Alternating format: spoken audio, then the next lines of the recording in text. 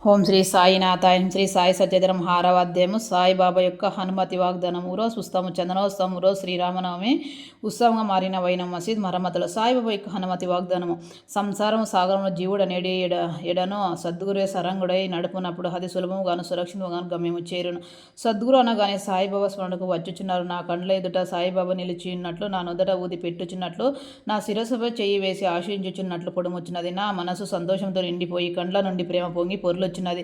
గురు హస్తస్పర్శ మహిమ అద్భుతమైనది. ప్రళయజ్ఞ చేయకూడ కాలినట్టే వాసనమైనది. సూక్ష్మ శరీరము గురు కర స్పర్శ తగులగానే భస్మమైపోను. అనేక జన్మదిత పాప సంచయము పటాపంచలైపోను. ఆధ్యాత్మిక సంబంధమైన విషయములు వినుటకే విసుగుపడవారి వాక్కు కూడా నెమ్మది పొందును.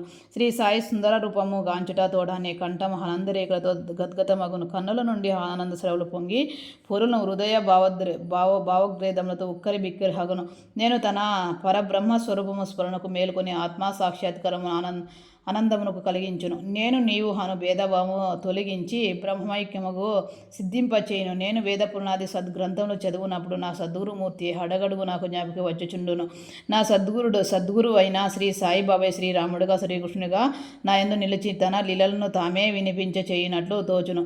నేను భాగవత పారాయణకు పూనుకోగానే శ్రీ సాయి ఆపద మస్తకము విష్ణుని వలె కనిపించును. భాగవతమే ఉద్భద్గతియే తన పొడముచున్నట్లుగా అనిపించును. ఎవరితోనైనా సంభాషించినప్పుడు సాయిబాబా కథలే ఉదాహరణముగా నిచ్చుటకు జ్ఞాపికి వచ్చును.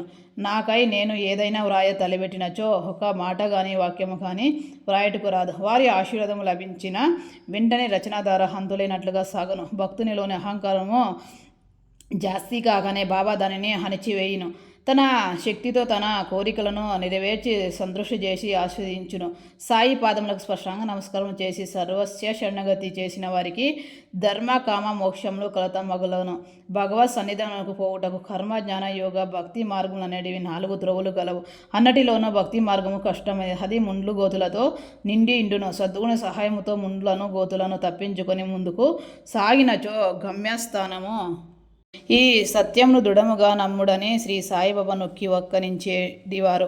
స్వయం సత్తకమైన బ్రహ్మము జగత్తును సృష్టించున. బ్రహ్మము యొక్క శక్తి మాయ సృష్టి అను మూడింటి గూర్చి తత్వం విచారము చేసి వాస్తవానికి 3 అని సిద్ధకరించి బాబా తన భక్తులు శ్రేయస్సుకై చేసిన అభయ ప్రధాన వాక్యములను రచయిత ఈ క్రింద ఉదహరించుచున్నారు. నా భక్తుని ఇంటిలో అన్న వస్త్రములకు ఎప్పుడూ లోటుండదు. నా యందే మనసు నిలిపి భక్తి శ్రద్ధతో మనపూర్వకంగా నన్నే హారించు వారి యోగక్షేమంలో నేను చూసేదను. కావున వస్త్రములు నా కొరకు ప్రయాసపడవద్దు. నీకేమైనా కాల్సిన భగవంతుని వేడుకొనము. ప్రపంచంలో కీర్తి ప్రతిష్టకలై ప్రోకలడటం అని దైవము యొక్క దర్బార్లో మన్నలు పొందుటకు భగవంతుని కరుణ కటాక్షములు సంపాదించుటకు యత్నించము. ప్రపంచ గౌరవములందు భ్రమను విడుము. మనసు నందు ఇష్టదయం యొక్క ఆకారమును నిలుపుము. సమస్తేంద్రియములు మనసు భగవంతుని ఆరాధన కొరకే నియమింపుము. ఇతరుల వైపు మనసు పోనివ్వకము. ఎల్లప్పుడు నన్నే జ్ఞాప్యంచుకొనము. మనము ధన సంప్రజన దేహభోషణ గృహ సంరక్షణము యొక్క విషయముల పట్ల సంచరించకుండా గట్టిగా నిలుపుము. అప్పుడు అది నెమ్మది వహించి శాంతముగాను చింతరహితముగాను ఉండును.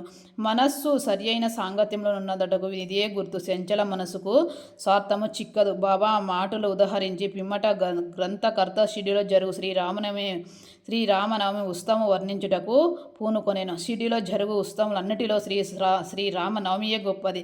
సాయి లీల 1925 పుట 190 పత్రికలు షిడిలో జరుగు శ్రీరామనవమి ఉత్సవం గురించి విపులముగా వర్ణించబడినది. దాని సంగ్రహమిట పేర్కొనబడుచున్నది. ఓం శ్రీ సాయి నాథార్పణమస్తు. శుభమో భవతు. ధన్యవాదములు.